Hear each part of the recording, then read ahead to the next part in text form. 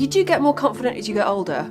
I don't know why that is. I guess you've experienced more. You've gone through the highs and lows already. You just have kind of like a better sense of yourself. You also understand that you're never going to please everybody and that that's an impossible thing to go with. So I think you just kind of have the confidence to go, this is me, and you're not all going to like it, but that's fine. But it's really nice when you have a day when you're feeling really confident. The things that I think are beautiful are always the imperfect things, aren't they? It's always like somebody's imperfections which you end up completely falling in love with and finding absolutely beautiful. So it's always different. I think it's different in person to what it is in pictures or on film. Oh, style's about doing what you want. Style's about making yourself feel good. And if you feel good, then you'll look good. So when I was 6, I had 2 tracksuits, and they were shell suits, and one was like pink and white, and the other one was black and purple and green, and I loved them, and that's all I'd wear. And over the last year, the same thing has happened, and I've got 2 tracksuits, and one is blue and one is green, and I've just worn that. So I think style has gone out the window, but I've been like really comfortable. I think success is a funny one.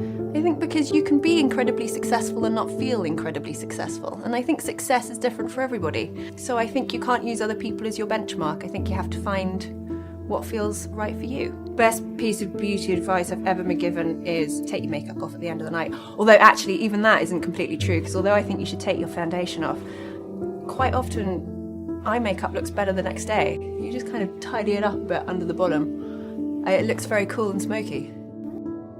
How do I stand up for what I believe in, and how do I know my worth? I think again you get a sense of self. Like you get a sense of what you're okay with and what you're not okay with. You're not worrying as much about pleasing absolutely everybody. You have the freedom to walk away, and through the freedom to walk away, I think you know what will make you stay, and you know the sort of people that you want to work with, and you know how you want to be treated, and therefore how you're going to treat other people. So I think that gives you a sort of sense of worth. What have I learned about friendship? I think what's amazing is when you find people who you feel utterly relaxed with. And actually, I've found they're really few and far between. And they're the ones that you want to hold on to. Oh, you never deal with unfair criticism. I mean, it always hurts, doesn't matter how old you get. Really, generally speaking, the people who are unfairly criticising you, as opposed to fairly criticising you, which is different, are normally the people that don't know you. And therefore, kind of, what are they basing it on anyway? So I think it always kind of helps to sort of take a step back and go, actually, what are we talking about? And as soon as you realise that it's all just puff and it's a bit silly, then it kind of makes you feel better, but it hurts at the time. You always go through the moment when it hurts before you can get the perspective on it to go like, oh no, I'm fine. What empowers me? I think a sense of autonomy, freedom over choices, and a sense of being my own self and making my own decisions, and seeing other people do that as well. I learn about feminism. Until we're all free, none of us are free. And until we all have equality, none of us have equality. And so the fight continues. I hope that they continue the fight. I hope that they know their own worth. I hope that they expect that if they put as much work in as their male counterpart, then they should be rewarded in the same way, and that they should be treated with respect and treat others with respect. Love. What have I learnt about love? I think what's been really interesting, you know, when you're kind of in your sort of late teens, early 20s, and you might fall in love with for the first time, you equate love with just that romantic love, and that romantic love is great.